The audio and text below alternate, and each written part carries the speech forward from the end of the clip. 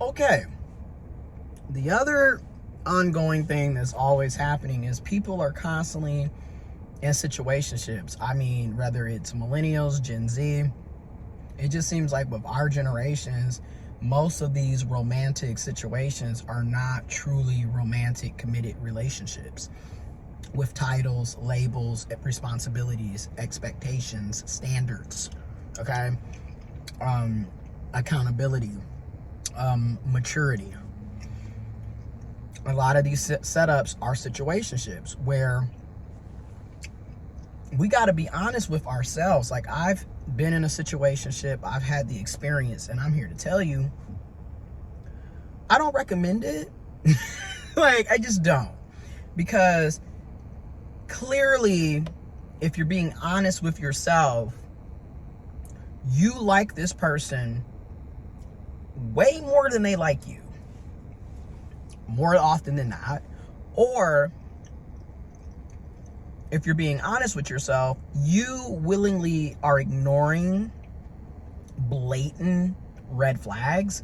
You're ignoring code violations left and right just because you're attracted to them.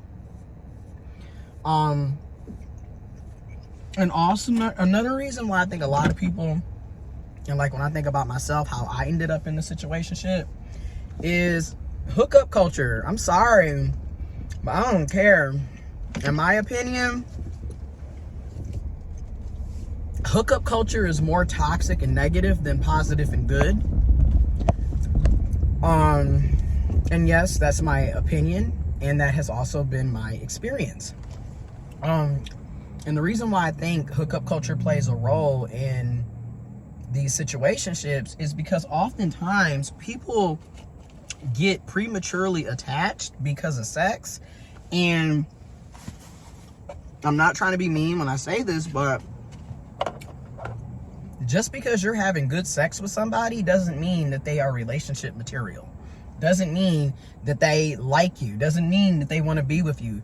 Doesn't mean that they want a relationship. Doesn't mean that they really care about you. Okay?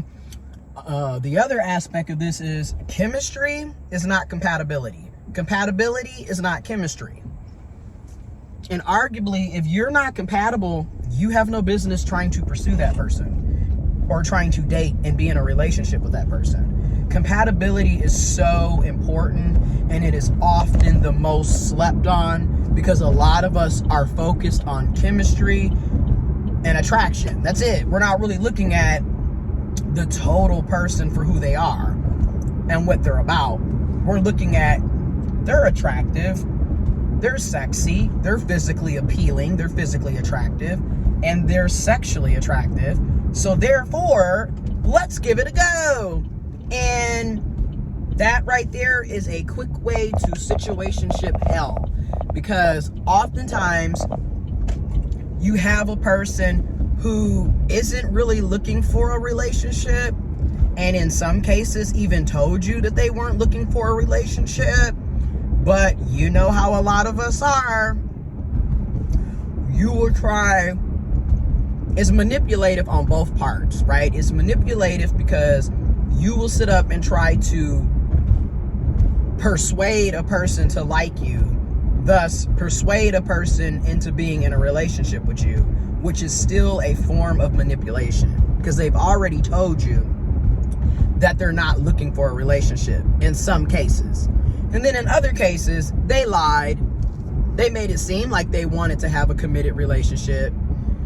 They made it seem like they were monogamous, or they wanted monogamy, or they made it seem like they were a relationship-oriented person, yet the entire time, that was a bunch of bullshit so they could have access to your body, so they could have sex with you on a regular, consistent basis. You gotta be real, right? That happens. And this is why, in my opinion, hookup culture leads to a lot of these situationships, because people will have good sex with somebody and be physically attracted to them, which oftentimes, in order for some people to even have sex, they have to be physically attracted to you. So, and then if they're physically attractive and the sex is good, Yeah, people are going to stick around longer than they should, or they're going to invest into something that's not worth the investment. We see this all the time. Now, not to mention the hormones that are released when you're having sex too, like those feel-good hormones will have you with very clouded judgment, because a lot of times you don't even like this person. It's just that the sex is good. Or I should say or, because it could be both or the other. Or they're attractive and the sex is good. That's it.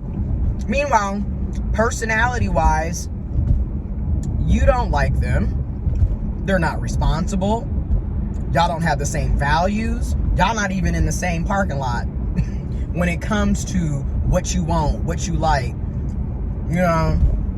But they're cute.